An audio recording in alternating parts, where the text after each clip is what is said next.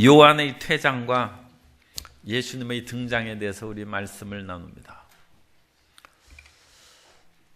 예수님께서 30세쯤 사역을 시작하셨어요. 요한은 예수님보다 6개월 정도 먼저 나셨습니다. 그러므로 예수님이 30쯤에 시작하셨을 때 침례 요한은 30쯤에 퇴장하는 거예요. 아직 일을 시작하지도 않는데 벌써 퇴장하는 것이죠. 그러나 침례 요한은 자기의 신분을 압니다. 나는 예비하는 자로서 광야에 외치는 자다. 그러므로 주님께서 사역을 시작할 수 있도록 준비하고 마치 어떤 일을 계시할 때 이스라엘 백성들은 신년이 시작하면 뿔 나팔을 뿌하고 붑니다. 그것으로 계시해서 새해가 시작되는 거예요. 그러므로 그 나팔수는 나팔을 불면 임무가 끝나는 것입니다. 매일 365일을 그 나팔을 불겠어요. 한 해의 시작 한 경점에 그 나팔을 불면 일이 끝나는 것입니다. 그래서 침례 요한은 요한복음 3장 28절 이하에 보면 내가 말한 바 나는 그리스도가 아니요 그의 앞에 보내심을 받은 자라고 한 것을 증언할 자는 너희니라. 신부를 취하는 자는 신랑이나 서서 신랑의 음성을 듣는 친구가 크게 기뻐하나니 나는 이러한 기쁨으로 충만하였노라. 그는 흥하여야 하겠고 나는 쇠하여야 하리라 하니라.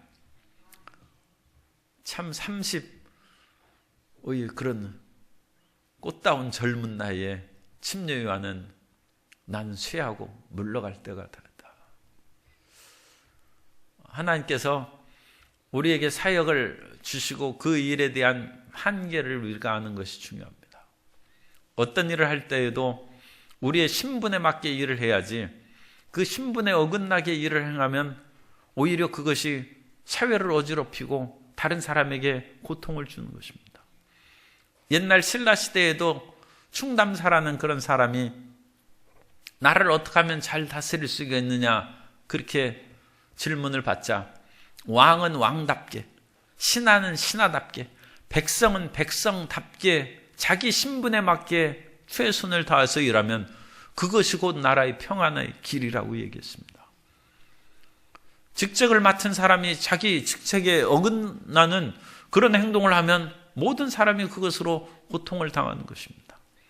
우리는 한 부분에서 교회의 각 지체로서 일을 맡았은즉 그 일에 충성함으로써 교회의 머리는 예수님입니다.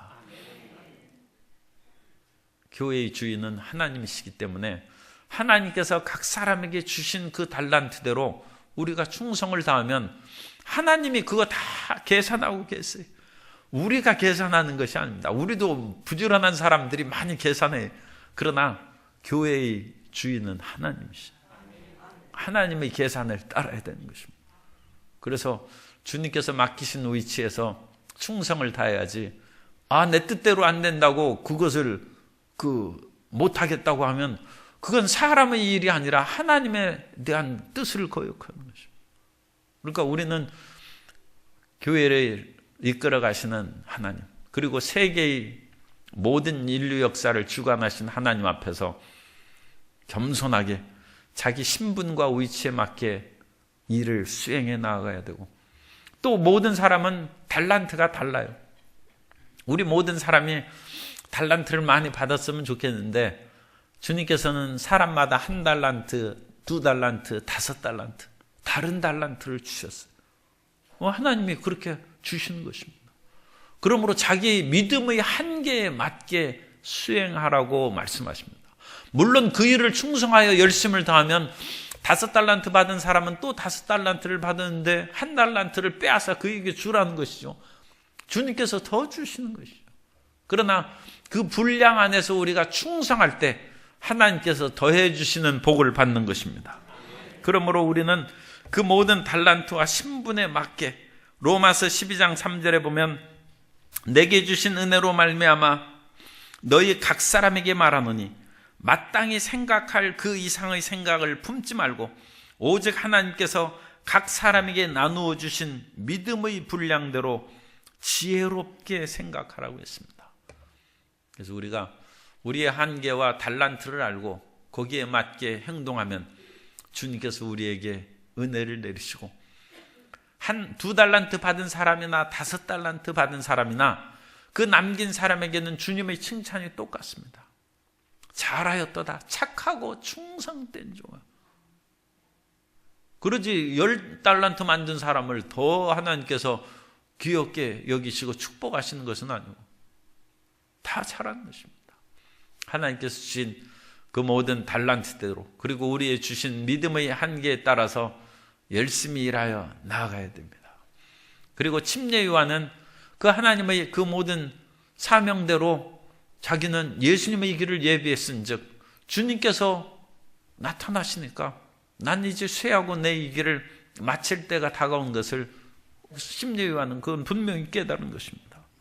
그러면서 침례 요한의 그런 메시지 가운데 중요한 것이 성령과 불의 침례입니다. 그래서 16절에 보면 요한이 모든 사람에게 대답하여 이르되 나는 물로 너희에게 침례를 베풀거니와 나보다 능력이 많으신 이가 오시나니 나는 그의 신발끈을 풀기도 감당하지 못하겠노라. 그는 성령과 불로 너희에게 침례를 베푸실 것이다. 침례 요한은 물로 침례를 베푸는 거예요. 침례는 회개케 죄를 사하는 그 회개의 침례입니다. 그러나 회개하는 것으로 침례 요한은 침례를 베풀었지만 예수님을 믿고 침례를 받는 것은 그 침례를 통하여 우리는 하나님의 자녀가 되었다는 놀라운 확증을 얻는 것이고, 침례를 통하여 부활의 영광을 우리가 체험할 것을 믿는 것이고, 더 나아가서 침례의 죄사함은 곧 십자가의 보혈로 씻음을 상징하기 때문에 예수 그리스도의 보혈로 씻음받은 우리의 영혼에 거룩한 성령이 거하신 것입니다. 그래서 침례 요한의 침례보다 기독교의 침례는 더 완벽하고 발전된 것이다. 지난 시간에도 말씀을 드렸습니다. 그래서 구약의 정결례보다는 침례 요한의 침례가 더 나은 단계지만 그것보다 더 나은 완벽한 것이 오늘날 우리가 이제 교회에서 받는 그런 침례입니다. 그런데 이제 그거 침례 요한은 물로 침례를 주는데 그것보다 더 놀라운 역사가 일어나. 그러니까 물 침례를 우리가 받는 것이 합당하고 또 교회에서 온전한 신앙생활을 하는데 도움이 됩니다. 그러므로 어떤 그런 일을 직분을 맡을 때는 침례를 언제 받았느냐 우리가 꼭 확인하죠. 그러나 침례는 우리의 몸을 씻는 물로 받는 것이고, 그것보다 더 중요한 것은 성령의 침례를 받는, 성령의 충만. 그래서 성령의 침례는 나보다 능력이 많으신 그 뒤에 오시는 예수님께서 오신다. 그러므로 우리가 성령의 침례는 예수님이 주시는 것입니다. 그래서 우리가 성령 충만함을 받고 또 성령이 말하게 하심에 따라서 다른 방언으로 말하고, 그건 예수님께서 성령 침례를 주신 것이고 성령 충만함을 주신 것입니다. 그런데 오늘날 우리가 이제 성령 침례를 자꾸 얘기하면 하나님의 은혜의 이중성에 대해서 교파적으로 논란이 됩니다. 그래서 우리가 침례 받고 예수님을 믿었으면 예수님을 믿은 것이고 그때 성령이 이미 임한 것이다. 그렇게 우리도 인정을 하고, 그건 뭐 장로교나 감리교나 성결교뿐만 아니라 우리 순복음에도 그렇게 합니다. 다만 사역을 위해서 하나님께서는 제2의 은혜를 주신다. 그래서 오직 성령이 임하시면 너희가 권능을 받고, 우리 무기력한 신앙이 아니라 권능은 두나미스입니다. 다이나마이트처럼 그 같은 단어예요. 이 두나미스라는 헬라의 권능이 임해서 우리는 예수 그리스도의 증인으로서 예루살렘과 온 유대와 사마리아와 땅끝까지 이르러 증인이 되는 능력의 삶을 산다는 것입니다. 그러므로 예수님을 믿은 그것은 구원의 은혜를 받은 것이고, 우리는 성령의 충만함을 받아서 땅끝까지 복음을 증거하는 사명자로 살아가야 될 줄로 믿습니다. 그게 사명자의 증인의 삶인 것이죠. 침례 요한이 그걸 얘기하는 거예요. 지금 죄를 사함을 받아서 구원받는 그것으로 모든 일이 끝났다고 생각하지 말라. 예수님 믿고 구원받았으면 일이 끝이지. 그게 아닙니다. 아니, 출애굽한 이스라엘 백성들이 노예에서 나왔으면 끝났죠. 그것이 끝이 아닙니다. 그 노예의 상태에서 이끌어낸 이스라엘 백성들을 시내산으로 불러주셔서 그 백성들을 하나님께서 곧바로 가나안 땅으로 보내실 수 있어요. 그러나 하나님께서는 시내산에서 말씀을 주셔서 너희는 애굽의 노예에서 이끌어낸 그 이유가 제사장 나라가 되고 거룩한 백성이 되기 위함이라는 사명을 주십니다. 구원받은 것은 말할 수 없는 축복이지만 주님께서 우리를 사명자로 사용하신다는 것은 또 뛸 듯이 기쁜 일입니다. 우리 옆에 분에게 성도님은 예수님의 쓰임을 받습니다. 이 우리의 직업이에요. 우리의 직업. 우리 영혼이 쇠하지 않는 직업. 그리고 여러 번 말씀드렸습니다만 주님께서 월급 주십니다. 일하는 입의 소위 입에 망을 씌우지 않는다. 월급 준다는 것이죠. 사람이 일하는 소에게 풀 뜯어먹도록 그 사람도 그러는데 하나님께서 일하는 사람에게 필요한 것을 채워주십니다. 그러니까 은행 통장으로 월급 나오는 그럴 방법도 하나님이 쓰실 수도 있죠. 그런데 그런 것으로 너무 정말 각박하게 그렇게 생각하지 마시고 주님께서는 우리가 알게 모르게 주님께서는 신세지지 않습니다. 주님께서 우리를 채워주십니다. 그래서 우리는 이 사명자로 살아간다는 항상 자부심과 긍지가 있어야 돼요. 그래서 우리 예수님 믿는 사람은 이 말씀을 깨달으면 결코 실업자가 없어요. 결코 이 세상에서 할 일 없는 사람이 없어요. 지금 할 일 없다고 생각하는 분이 예수님 잘 믿는 분이 나는 할 일 없어서 걱정이다 하는 분은 그분은 지금 직무태만해.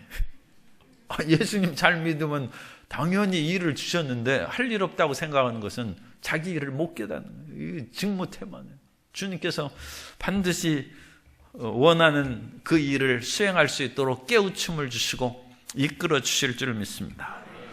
그래서 성령의 침례를 주고 성령과 불로 침례를 준다는 이것을 이제 해석하는 것이 몇 가지 방법이 있는데 성령과 불을 하나로 보는 방법이 있어요.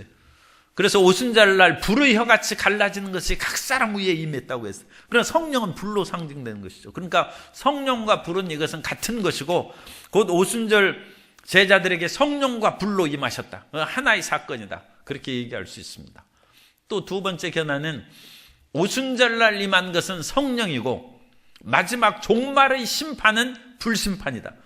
그래서 처음과 이 오순절 성령 임하신 것으로 교회가 시작하는 것이고 마지막 심판의 불이 나오는 것은 사실은 교회가 휴거돼서 올라가는 교회의 끝입니다.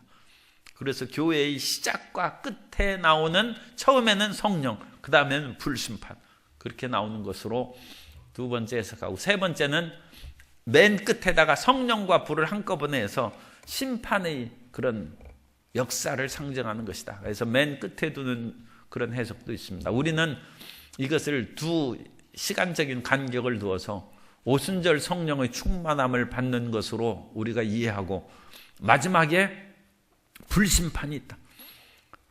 노아 때에는 물로 심판했습니다. 그러나 마지막 때에는 불로 심판하는데 그 불로 심판할 때 하나님의 타작마당에 넣은 그 곡식이 무수하게 있는 거예요. 천국은 마치 밭에 곡식을 뿌렸는데 거기에 가라지도 원수가 와서 뿌렸다는 거예요.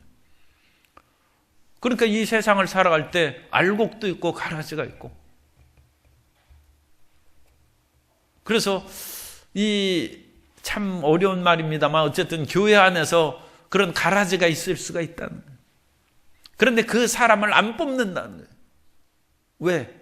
그 가라지를 뽑다가 믿는 사람이 다치고 상처를 받으면 알곡이 못 돼요.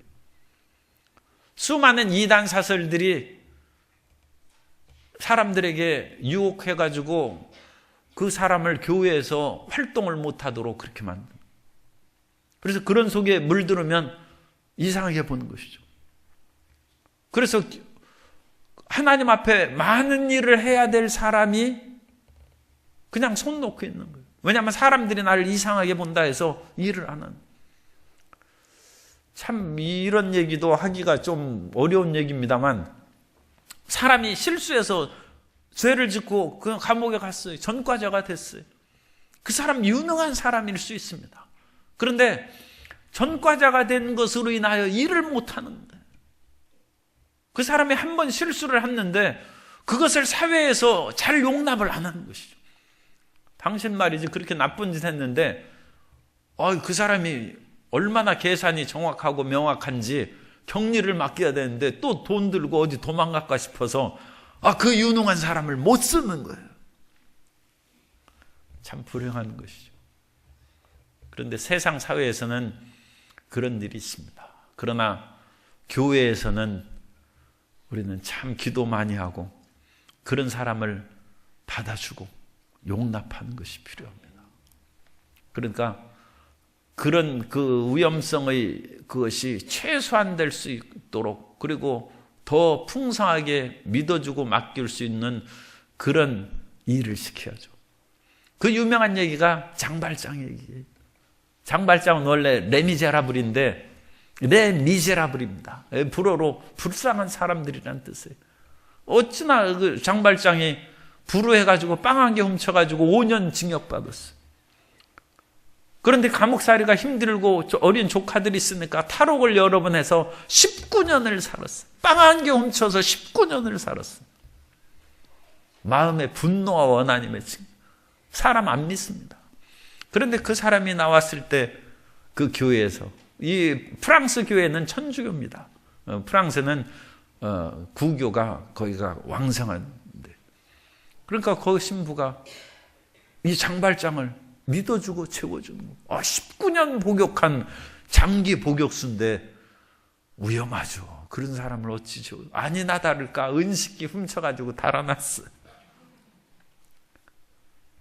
그런데 경찰이 장발장을 붙잡아서, 그러니까 그런 사람들은 끊임없이 경찰들이 주시하고 있죠. 금방 붙잡았어요. 그런데 그 신부님이 아니, 이 은식기는 내가 주는 것이다.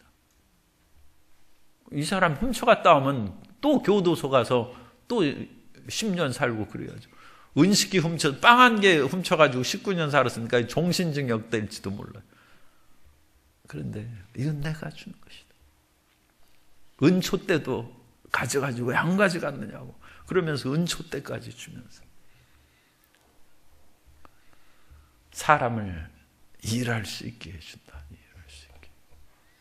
그래서 우리가 그런 기도를 많이 하면서 신뢰하고, 교회는 원래 그런 곳입니다. 교회는 가난한 자에게 복음을 전하게 하시려고 내게 기름을 부으셨다. 교회는 가난한 사람이 오는 곳이고, 눌리고 포로되고 눈먼 사람을 주님께서 자유케 하는 것이 예수님의 나사렛 선언이고 사명입니다. 그러므로 우리가 그런 위험분자들을 조심해야죠. 그러나 기도하고 그 사람들을 품어서 장발장을 변화시키면 교회가 부흥하는 것이고 하나님께서 영광을 받으시는 것이고 잃은 양이 주님께 돌아오는 것입니다. 이제 그 모든 사역을 수행합니다. 그래서 이런 가라지들이, 그것은 원래 나쁜 것이니까 그것은 이제 잘못된 것이지만, 그 교회 안에서 알곡인데 수상하게 보이는 사람들을 우리는 끊임없이 알곡을 만들어갈 수 있도록 인정해주고 도와줘야 됩니다. 그러나 그 가라지는 조심해야 됩니다. 그 가라지는 원수가 뿌린 것이기 때문에 결국은 나중에 불로 태워서 꺼지지 않는 불에 던져진다. 그래서 이 가라지가 나는 쭉정이는 꺼지지 않는 불에 태우시리라, 그렇게 말씀하고 있습니다.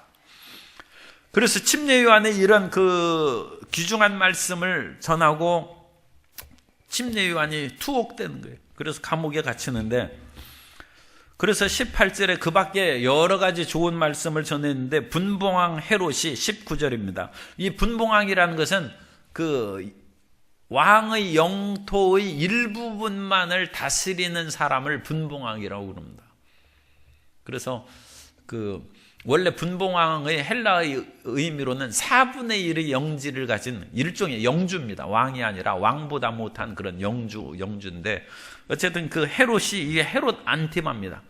헤롯 안티바가, 그 헤롯은 그 성이기 때문에 성경에 그냥 헤롯으로 다 나오는데, 그 헤롯 할아버지, 예수님 당시에 왕 해가지고 두살리아를 다 죽인 그 사람이 있고, 그 위에 모든 그런 자손들이 다 헤롯이라고 부르는데, 이 사람은 헤롯 안티파스, 안티바입니다. 그런데 이 헤롯 집안은 참 입에 올리기가 거북스러운 집안이에요. 그래가지고 또 동생의 아내하고 눈이 맞아가지고 동생한테서 아내를 뺏었어요.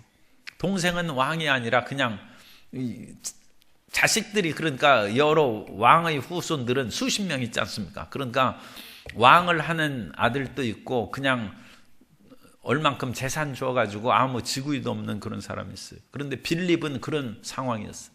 그런데 빌립이 그 아내 헤로디아하고 살고 있는데, 이 헤롯 안디바가 보니까 자기 마음에 든다고 해서 헤로디아를 뺏었어요. 빌립이 이럴 수가 있느냐 하면, 더 이상 뭐라고 하면 죽인다고 하니까 이제 그냥 물러가는 거예요. 아주 왕은, 아주 나쁜 사람은 상종을 못 하는 거예요. 그래서 동생의 아내를 뺏어서 같이 살고 있는 거예요.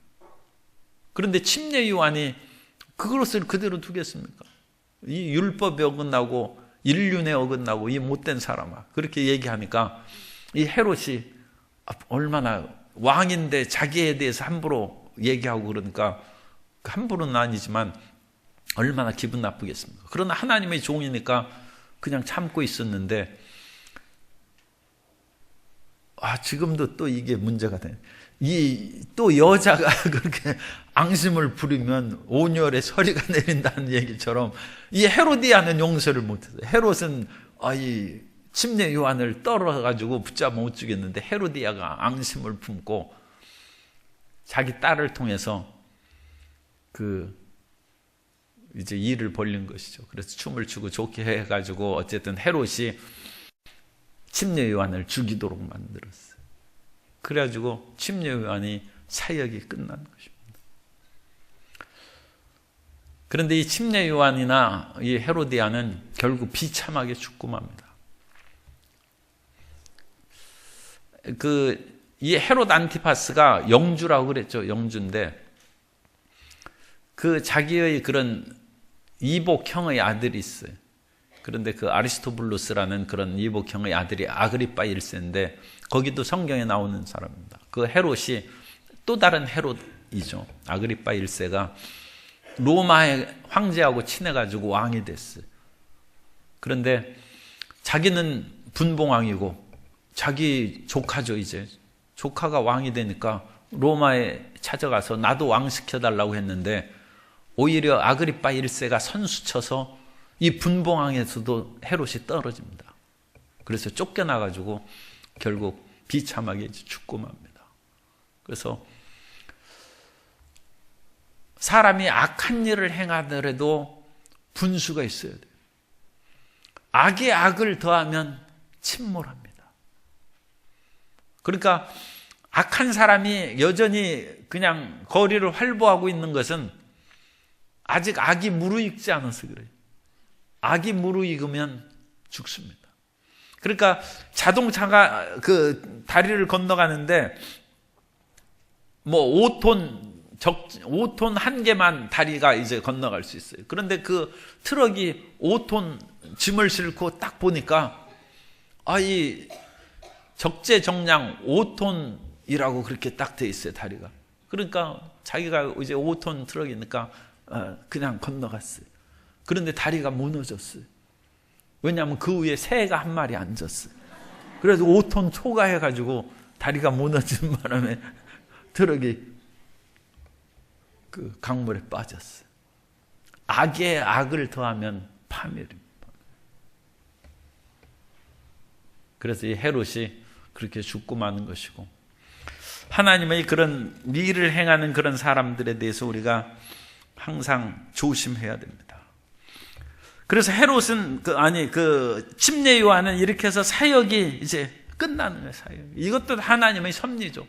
사역이 끝나고 하나님의 그런 위대한 종이 이렇게 옥에 갇히고 참수를 당하는 비참하게 죽임을 당해서 되겠느냐 하는데, 인생의 그 육체의 죽음은 절대적인 것이 아닙니다. 우리는 영원히 사는 존재이기 때문에 순교를 당한다 할지라도 그것이 꼭 절망이거나 어떤 하나님의 버리심이거나 그런 것이 결코 아닙니다. 하나님은 다양한 방법으로 하나님 나라로 이끌어갈 수 있습니다. 그래서 이 침례 요한이 갇히고 21절, 아직 침례 요한이 갇히기 전이죠. 그래서 백성이 다 침례를 받으실 때 예수님께서도 침례를 받으시고 침례 요한에게 침례를 받으신 거예요.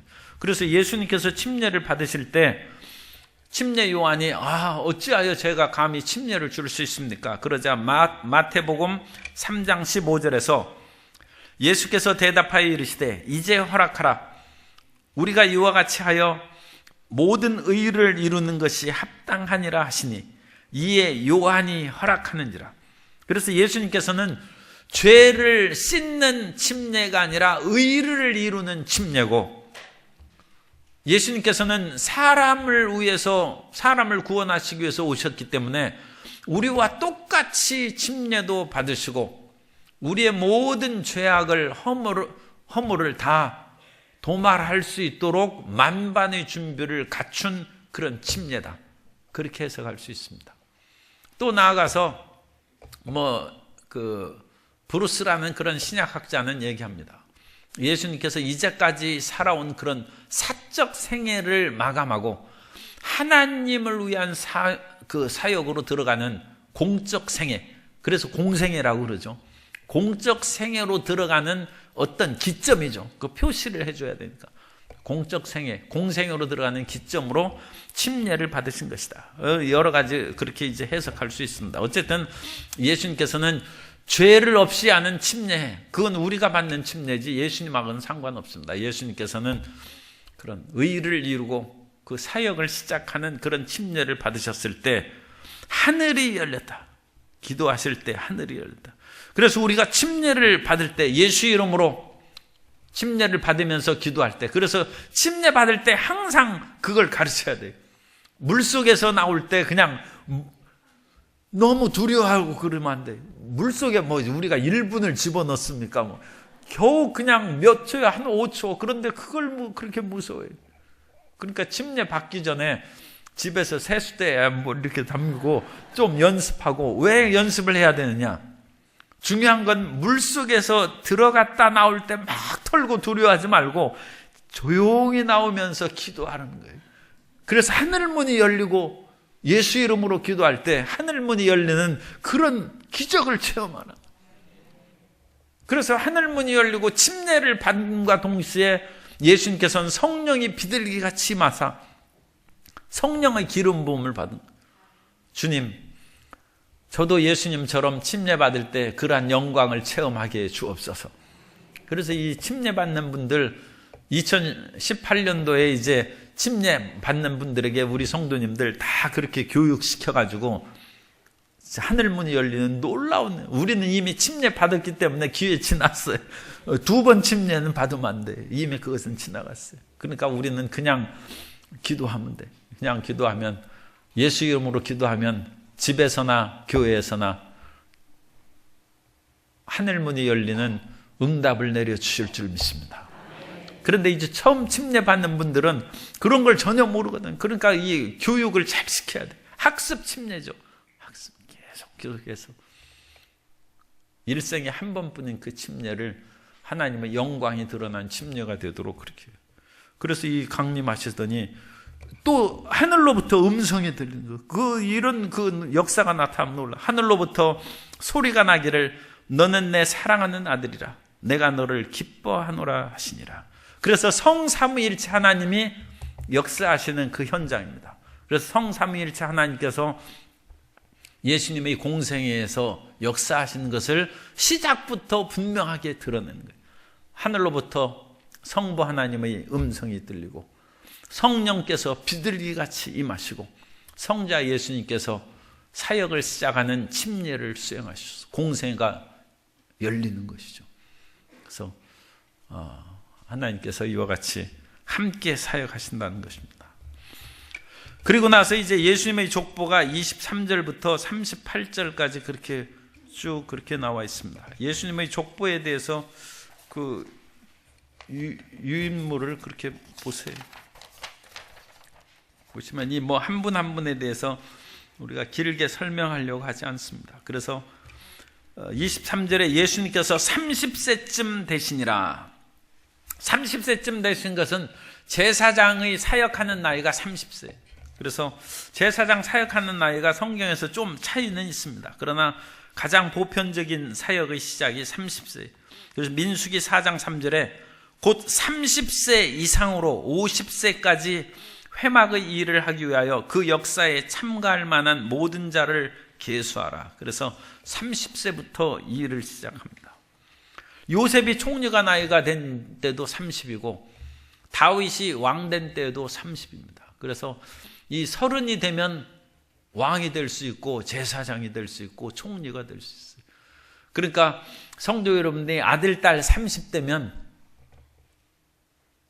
잘 대해 주세요. 그 총리요 왕입니다. 그런데 30살 돼가지고 애들 취급하면 안 돼. 하나님의 일을 시작하고 나라를 이끌어갈 나이가 30이라는. 그러니까 그 전까지는 좀 잘 훈계하고 돌보더라도 이제 교육을 평소에 잘 시켜놔야죠. 이 30세부터는 왕인데 맡겨야죠. 간섭하지 마요. 그래서 탯줄을 끊으라는 거예요. 탯줄을 끊으라.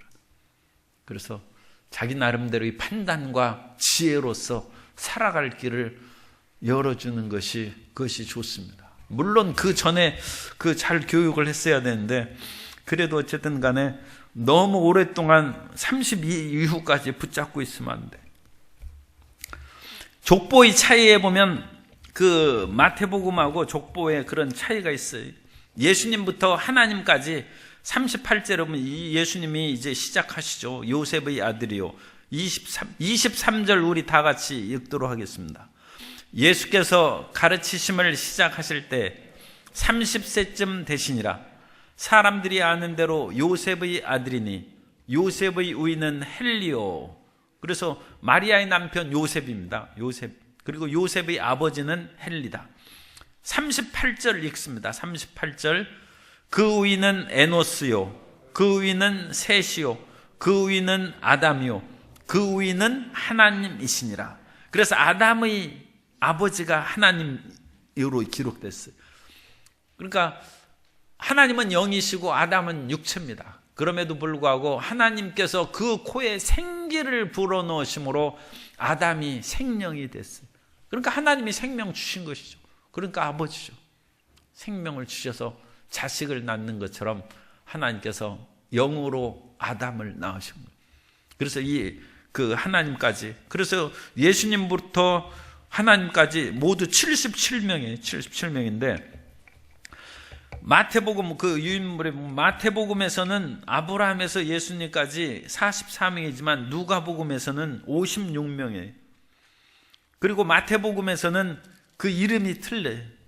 그래서 마태복음에서의 요셉의 아버지하고 이 누가복음에서의 요셉의 아버지 헬리가 여기에서는 그 24절에 23절 끝에 요셉의 우이는 헬리라고 그렇게 돼 있죠. 헬리라고 돼 있고 마태복음 1장에 보면 마태복음 1장에